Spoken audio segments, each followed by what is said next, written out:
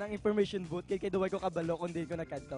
Kag syempre subong kaupod ng mga kabuso ang ginahulat nyo nga exchange student ako nabe, si Mr. Rotzen Coyute. Sir, good morning!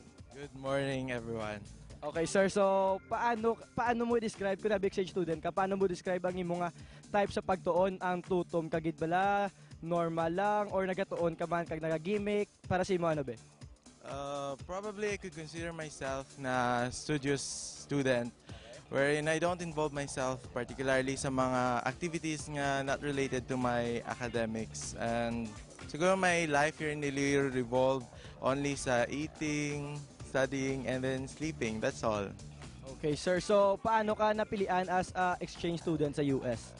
Well, I've gone through a series of process wherein from the Philippines, may panel sila nga well known as PAEF. They were the ones responsible for the nomination of the students, Filipino students for the US nga i-grant sila sang exchange student program nga ina. So grabe gali ang process. So particularly anong himuon mo dito sa US? Well, I will be also taking the same course here, like civil engineering. I will be also taking civil engineering in US, but still there are limitations on the subjects nga kuhaon ko. So that's why I am processing everything nga they were going to accredit my subjects there, here in CPU. So para sa imo be ano ang mabulig sa kanagalingon mo sa pagbalik mo diri sa aton? Well, probably my experience. I could share my experience to my classmates, to my teachers here in CPU, when they could get the idea of improving more on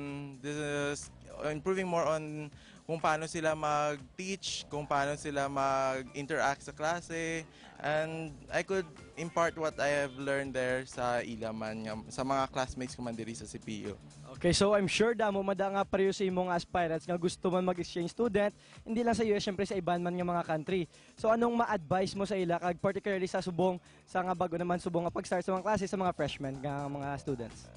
Well, the only thing that I could advise to them is to stay focused on whatever you are doing, because right now most of the students don't have the fixed idea of what to have as their degree in college, wherein it could result nga ma-drop out sila or kung i-left na lang nila, and then that would be not right nga kaya you're spending too much money and then daw ibaliwala mo lang siya. So be focused, love what you're doing, and stay on track.